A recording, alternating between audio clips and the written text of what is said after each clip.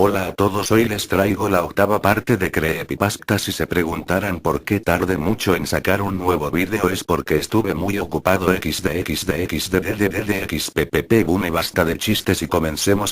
Dog. El día que conocí a Mary, un día de verano de 2007, realmente terminé hablando con una puerta. Bueno, más que hablar con una puerta, escuché los sollozos y las plegarias que venían del otro lado de esa puerta. Hablé con Terence, el esposo de Mary, durante 15 largos años. Mary aceptó verme porque a mi edad era imposible que trabajara para algún periódico y en realidad, yo no parecía otra cosa que un estudiante obsesionado con algunos temas, ocupado en su carrera y, si todo salía de acuerdo al plan, esperanzado en escribir algunas piezas de ficción, en algún momento. Y eso era todo lo que yo era. Obtuve la dirección de su casa y acordé visitarlos en un fin de semana en el que yo estaría en Chicago visitando a una tía. Terence me recibió. Mary se había encerrado en su habitación. Acampamos junto a la puerta durante media hora. Terence intentó calmarla, convencerla de que saliera, pero fue inútil. Me entretuve tomando notas desde el banquillo en el que el marido me instaló. No quise dar la entrevista por perdida y traté de escuchar la discusión, captar algún dato. No logré entender mucho de lo que Mary dijo, estaba histérica y no paraba de repetir algunas cosas sobre sus pesadillas. Tras varios intentos, Terence tiró la toalla y se disculpó conmigo. Abandoné la casa un tanto desanimado, pero logré convencerme de que aquello no era para tanto. Después de todo, esto era un pasatiempo y nada más. Además, si Mary nunca lograba salir de su cuarto, tenía que haber alguien más. Mary era la administradora de un pequeño foro electrónico de anuncios, un BBS, con base en Chicago, en 1992, cuando tropezó con Smile.jpg y su vida cambió para siempre. Tenía apenas 5 meses de casada cuando pasó a formar parte de los 400 usuarios que, se estima, abrieron el hipervínculo. Ella, sin embargo, es la única que ha hablado abiertamente sobre la experiencia. El resto han permanecido en el anonimato o quizá han muerto. Fue en 2005, cuando apenas cursaba la preparatoria, que Smile.jpg atrajo mi atención por mi creciente interés en los fenómenos surgidos en Internet. Mary solía ser la víctima que se citaba para darle credibilidad a un fenómeno que también llegó a denominarse como Smile.gov. Lo que más me atraía era el absoluto silencio en Internet sobre la cuestión. La gente familiarizada con los rumores y dispuesta a hablar sobre ellos los consideraba apenas un hoax, pues incluso dedicando algunas horas a la tarea, es imposible encontrar la imagen. Ciertamente, existen muchas fotos manipuladas con la finalidad de hacerse pasar por la original y es eso lo que uno va a encontrar en los primeros intentos con cualquier buscador. A la imagen original se le atribuyen efectos colaterales muy significativos: ansiedad aguda, delirio y en algunos casos, epilepsia. Creo que ese es el principal motivo de que el archivo sea apenas una sombra, un fantasma que suele mencionarse de vez en cuando. La censura del tópico se apoya en el escepticismo o en el miedo. Ni Smile.jpg, ni Smile.doc son mencionados en Wikipedia, aunque virales más escandalosos como goasello.jpg o 2girls1cup, cuentan con su propia entrada. Asimismo, cualquier intento de subir una contribución referente a Smile.jpg, es sistemáticamente eliminada por cualquiera de los múltiples administradores de la enciclopedia en línea.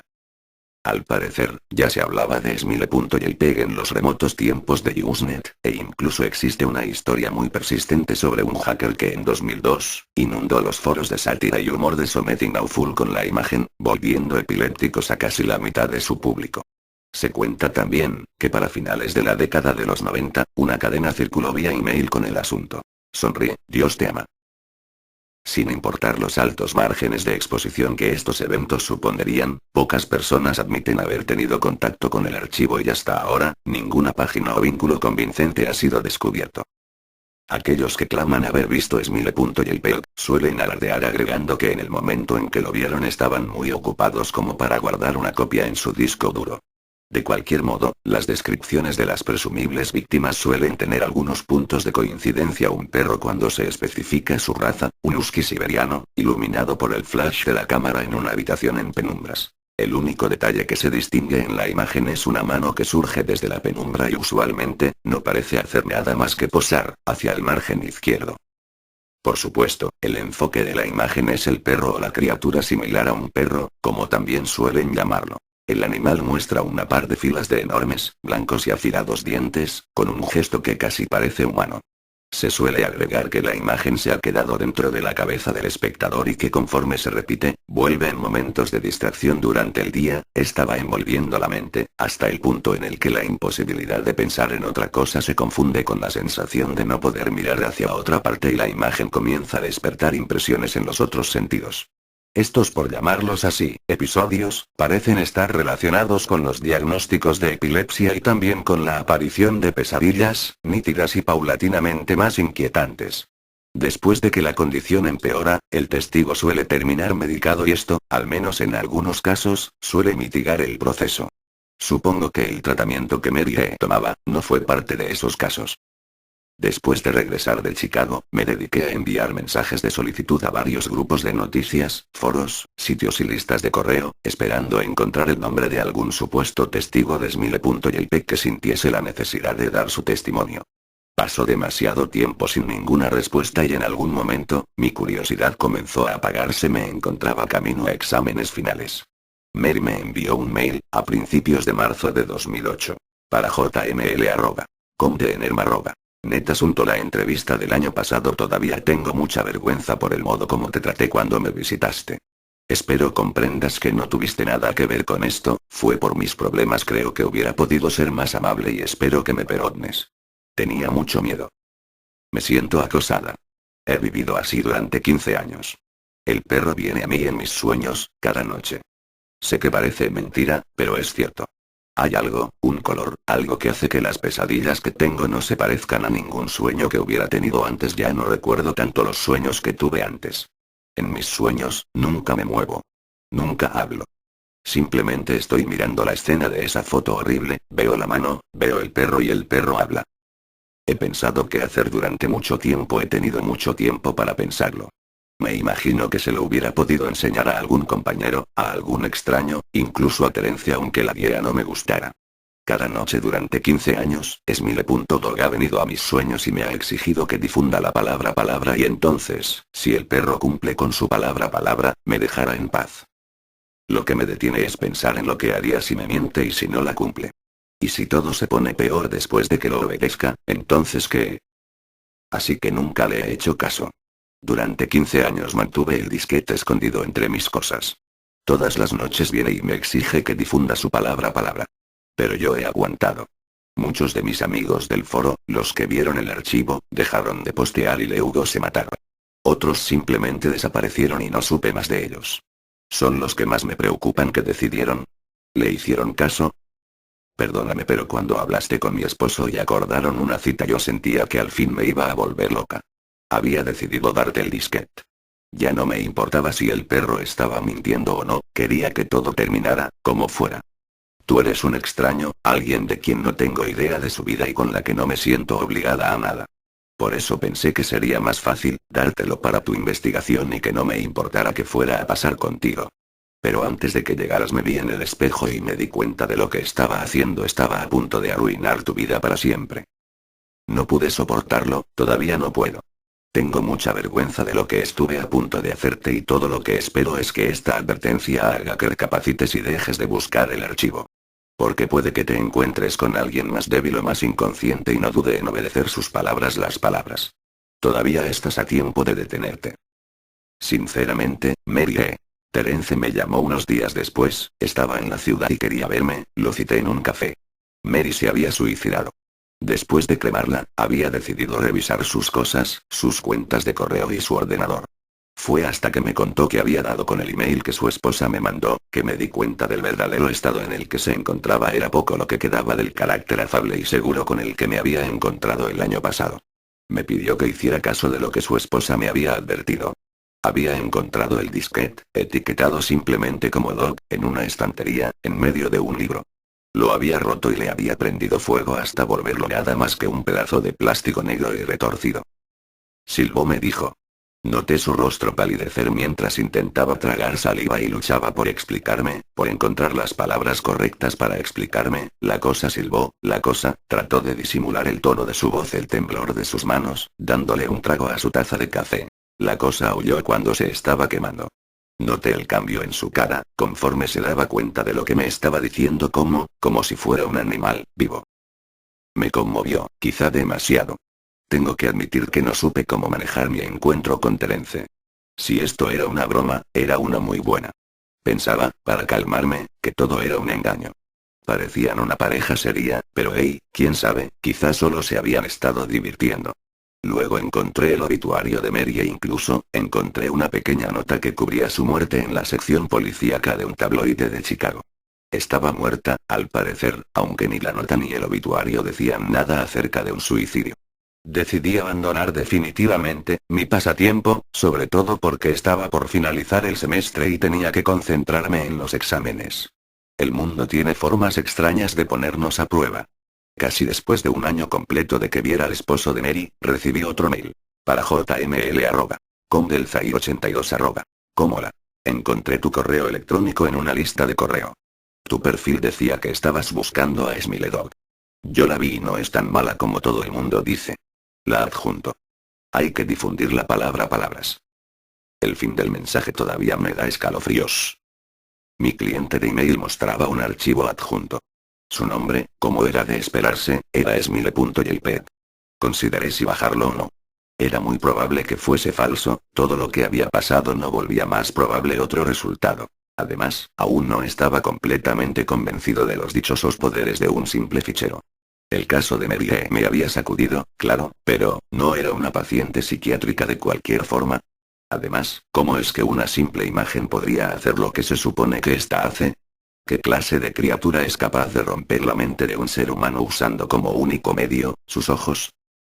Por otro lado, no todo podía ser una mentira, algo tenía que existir del otro lado de la leyenda. Si descargaba la imagen, si la miraba, si al final de todo resultaba que Mary se encontraba en lo correcto, si Smile.dog venía a mí en mis sueños a exigirme que difundiera su palabra palabras, ¿qué haría entonces? Viviría como lo hizo Mary, luchando con todas mis fuerzas durante el resto de mi vida, para no rendirme ante las órdenes de la criatura, hasta finalmente sucumbir a mi propia muerte o mi propia locura. ¿Y si elegía el otro camino, a quién le cargaría algo como esto? En mi intención original, que era escribir un artículo corto sobre Smile.jpg, había pensado que podía anexar la imagen como evidencia, pero en esos momentos no esperaba que cualquiera que leyera el artículo, cualquier interesado, terminara afectado. Asumiendo que el archivo adjunto en el mail fuera genuino, sería lo suficientemente malicioso como para salvarme a mí mismo de esta forma. Varios días después recibí otro mensaje en mi correo electrónico, en el mail decía Smiledog. Y tenía adjuntada esta foto. Esto se volvía más siniestro, ¿quién diablos era ese? ¿Por qué me había enviado una imagen peor que la anterior? Me asusté tanto que nunca más tuve el valor de recibir los mensajes de esos remitentes extraños. El gato sin ojos. Escribo porque no tengo nada mejor que hacer, porque necesito que sepan la verdad y porque es lo único que él me deja hacer. Lo que ocurrió es tan bizarro, paranormal e ilógico que no podría imaginar que mucha gente crea lo que estoy por contar. Soy un escritor de una editorial muy exigente, justo había terminado un buen libro de autosuperación, pero tenía errores y me habían obligado a corregirlos para entregarlo de nuevo una semana después.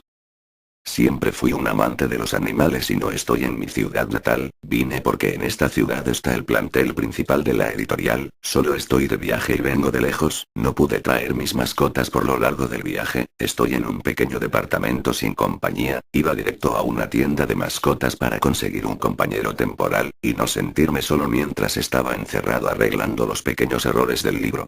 Camino hacia el lugar me topé con un gato, no tenía ojos, extrañamente no me dio miedo, incluso me dio lástima, así que decidí tomarlo. Justo ahora me arrepiento de haberlo hecho. Lo llevé a revisar con un veterinario para ver que no tuviera algo grave, solo tenía una pequeña infección en la pierna, pero apenas estaba emergiendo, así que fue fácil erradicarla. En la sala del veterinario era fácil notar que yo era el único al que no le daba asco la situación del gato, nunca le puse nombre, tanto porque no me dio tiempo, como que todavía no me quería encariñar tanto con él. Una vez en casa lo dejé que jugara libre por el apartamento, a pesar de estar ciego parecía saber exactamente dónde estaba y cómo moverse por el lugar, no me pareció extraño, solo pensaba en lo prepotente que se ha de sentir el pobre animal. Mientras él jugaba, yo comencé a corregir los primeros errores del libro en mi laptop. Inmediatamente me fui a dormir, todo normal, fue a la mañana siguiente cuando todo comenzó. Créanme o no, cuando desperté, había frente a mí, yo volteando directamente al techo, un hombre viéndome a los ojos, parado a un lado de mi cama, o eso creía que hacía, pues ese hombre no tenía ojos con que verme, solo veía un par de cuencas vacías. Grité como cualquier persona normal lo haría, estaba paralizado. En eso el hombre se deja caer al piso para andar a cuatro patas, se acurruca en una esquina, saca de su bolsa una libreta con una pluma y comienza a escribir. Tuve la fuerza de levantar la cabeza, el hombre no reaccionó, poco a poco me levanté, aprovechando lo concentrado que estaba él en su libreta, me acerqué a la puerta y la intenté abrir, tenía algo abajo que lo atoraba, intenté sacarlo, cada vez con más desesperación y sin ningún efecto positivo. Me acerqué a la ventana, estaba tapizada de mucho papel de libreta, era la base en la que había comenzado a escribir mi libro, apenas pocos rayos de luz entraban, lo suficiente para iluminar la habitación, intenté quitarlos pero parecían estar perfectamente aferrados a la ventana, la golpeé sin un buen resultado. Volteé y desde su esquina el hombre me estaba observando fijamente, con la fuerte oscuridad interna de sus ojos, con mucho miedo y temblando demasiado me esforcé en preguntarle. ¿Quién eres? ¿Qué quieres de mí? Recibí un fuerte maullo a cambio, me hizo pensar un poco y busqué un poco en el cuarto, aún temblando y con su mirada inexistente, fija y penetrante encima de mí, no veía al gato ciego en ningún lado, entonces lo noté, aquello que tanto me observaba era mi gato. Al notar que me había dado cuenta de lo que ocurría, él se me acercó, yo desesperado intentaba alejarme de él en vano, y se arrulló conmigo ronroneando. A estas alturas yo estaba a punto de llorar, cuando vi que se durmió, intenté pensar alguna solución, en ese momento no pude hacer nada, pues si me movía seguro él se despertaría, sin saber cómo ni por qué, caí dormido. Desperté y él estaba de nuevo en su esquina escribiendo en su pequeña libreta, esta vez volteando hacia mí varias veces para luego continuar escribiendo en su libreta. Me levanté, esta vez con más confianza porque noté que él no planeaba hacerme daño, me dio hambre, entonces volvió el pánico de nuevo, estaba encerrado en mi propia habitación, no podía salir a la cocina, no tenía que comer. Mientras pensaba esto escuché un pequeño crujido, era el estómago del gato, los dos volteamos al mismo punto, su panza, luego él me volteó a ver a mí, sin nada que hacer, y yo con los nervios de punta por su mirada oscura tan penetrante le dije un poco tartamudo. No puedo salir a la cocina, solo si me dejas salir podremos comer. Al oír esto me observó por 2 segundos más y volvió a su libreta, pensé y busqué soluciones, no había ninguna, estaba y sigo encerrado aquí, con él. Solo pude pensar en una cosa, en un solo plan: que me rescataran. En menos de una semana la editorial notara que no aparecí, intentaran contactarme, no responderé, hablarán a la policía e irrumpirán aquí. Si el gato pudo volverse humano, o humanoide, o lo que quiera que sea eso, podrá volver a lo que antes fue, entonces parecerá que simplemente me encerré yo solo aquí, y el gato saldrá inocente y atrapará a alguien más. En este momento comienzo a escribir esto, para que cuando entre aquí y me vean muerto de hambre, lean esto y se encarguen del maldito gato. Han pasado 3 días de lo último que escribí, muero de hambre y parece ser que él también, pero no hace nada, sigue escribiendo, sigue observándome, pareciera que me analiza, soy su experimento, soy su muñeco de prueba. ¿Qué quiere de mí? ¿Por qué hace esto? No fui el único al que se lo ha hecho. Quiero salir de aquí, quiero que ese gato se aleje de mí, no le puedo hacer nada, no cambiaría nada, seguiré atrapado aquí si lo mato, debo seguir su juego, terminar su prueba, quizás así me deje salir, quizás así quede en libertad, solo debo esperar, dejarlo a él terminar, no preocuparme y seguir tranquilo, estoy al borde de la locura, ayuda por favor, ayuda, ayúdenme, no quiero seguir aquí, ayuda. Texto encontrado junto a un cuerpo dentro del departamento. El cuerpo se encontró en la cama, sobre él un gato negro y sin ojos, al cuerpo le faltaban partes de su piel, debajo de las manos habían restos de carne. Los policías antes de leer esto creían que el estrés había llevado al escritor al borde de la locura, para encerrarse él solo y alimentar a su gato y él mismo con su propia carne. El diario encontrado a un lado del cadáver dio a entender otra cosa. En cuanto los policías entraron al cuarto, el gato volteó y los miró con la profunda oscuridad de sus cuencas vacías, miró fijo a uno de los policías allí presentes y extrañamente ese fue el único al que el pánico no poseyó. Tomó al gato entre sus brazos mientras registraban el lugar. Al irse todos, y que nadie aún leyera el diario, ese policía se fue directo a su casa con el felino. Desde hace 4 días no se tienen noticias de él ni de su familia. Bueno, esto es todo, hasta la próxima parte, adiós.